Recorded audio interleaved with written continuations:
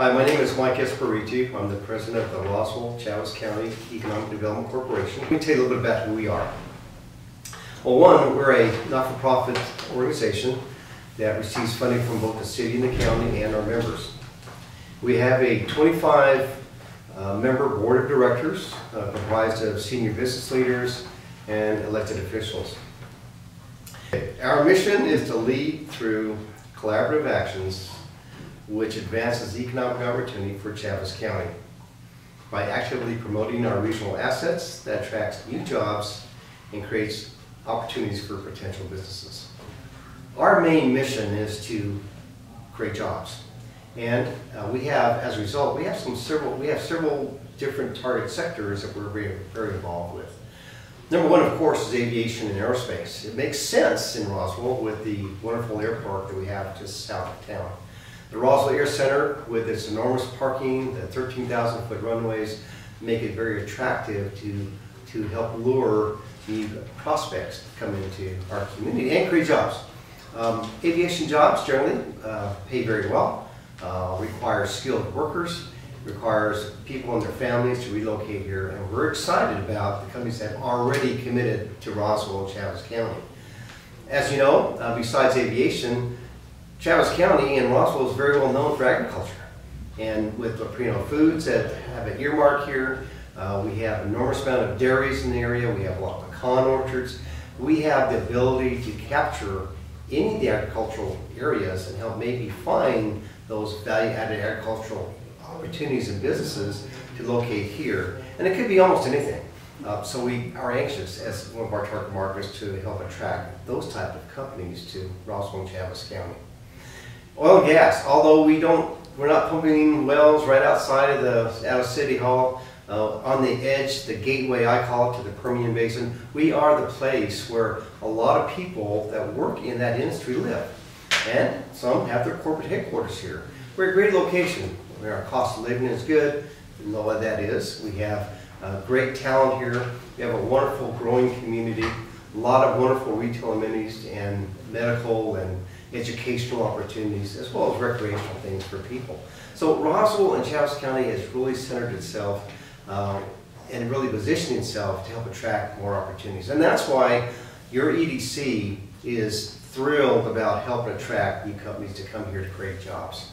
We know that renewable energy isn't considered one of the best fields to be in, especially when you live in oil and gas, areas like we do. But it has a bearing because we do have a lot of opportunity. So let me explain why that's important that we think about renewable energy in Roswell Chaves County. Because not only do they have jobs in construction when they're building wind towers and solar fields and things of that nature, and yes, they don't create a lot of jobs after initial construction. However, they do create more jobs in the retrofit, the repair, the overhaul of all those types of equipment that requires, yes, skilled workers. We're thrilled to work with our community college, Eastern New Mexico here in Roswell, who helps create programs and certification opportunities for people to create that skilled workforce that we need. We have embarked, the EDC that is, have embarked on a journey with our public schools, not only in Roswell, but in the Lower Valley. And what that journey is all about is creating a career technical education program where young people in high school can understand the value of certain careers and maybe transform and move into those and stay here in our community and become great workers, raise their families, but they stay here with their families as well. And they will have more likely to stay here for a very long time. Career Education, or CT, you'll hear more about that. We're very excited about that. Unfortunately, COVID has kind of put the brakes on a little bit, but we're still moving forward. And the last thing I want to share with you is about apprenticeship programs with the State Department of Workforce Connections. We are working with that office on how we create apprenticeship programs for youth in high schools and post-high school to work with companies that need a skilled workforce and how they can learn the trade while still going to school, and then upon graduation can move right into there and get great jobs and pay very well. So we're very busy with workforce development, very busy with education, very busy with attracting business. But we're also very involved with helping the people that are already here.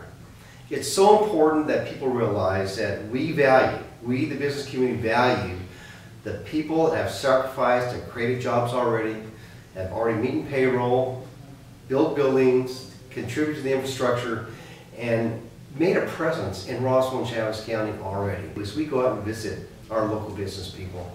And what we're trying to achieve is how can we best connect the resources that they could possibly use so they grow as well and create more jobs even, and maybe more dollars invested in our local economy so we can be a better and stronger Roswell and Chaves County. But as you know, this past few months we've been inundated by the coronavirus. It's taken a front seat to our normal work in business attraction. What we become as the EDC is to be a clearinghouse for the coronavirus information, resources for local business and people. But today, I want to talk a little bit about the CARES Act grant. Is all about helping local businesses recover from the cost of the pandemic that we've been in. As you may have heard, there was $50 million provided to the state to provide relief for small business. And we, back in the end of July, we, the EDC, went out and visited a lot of local business people. And we talked to them about some of their needs.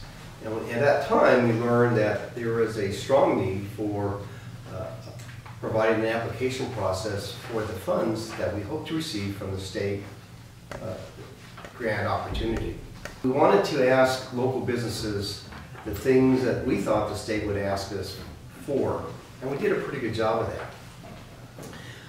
Some of the expenses that are eligible under this program include non-owner employee payroll, rent, scheduled mortgage payments, insurance, utilities, marketing, and also helping to reconfigure the physical space of the business as things have changed.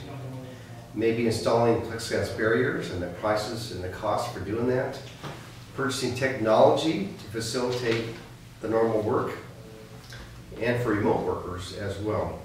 And also PPE, which is so important to make sure everyone is protected in this difficult time. If your business had to install or construct temporary structures to help mitigate the spread of COVID-19, they're also considered a covered expense. We received well over 100 applications. We anticipate that we'll receive the funding and able to distribute that funding in collaboration with both the city and the county to our businesses in this region. Just today, we met at City Hall with city and county officials and discussed how we can apply the grant funding to help our local small businesses. What we've learned is the information we've asked has been very fruitful in determining what our needs are for our region. However, we'll need a few more items to validate the information that some companies have already provided. Everyone that's applied so far at the EDC, we will take those applications and we'll be reaching out to you in the next several days. We'll require some additional information as the state needs, and hopefully within just a matter of a few weeks, you'll be awarded those funds to help defray those costs that's impacted your business because of COVID-19. Chaves County received $337,750 for local business. And in the city, we received $1.3 million.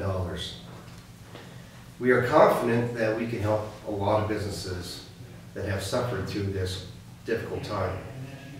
All we need is additional information, and then we'll put those applications together, forward to the city and the county, and then to the state for the funding. We actually have two phases.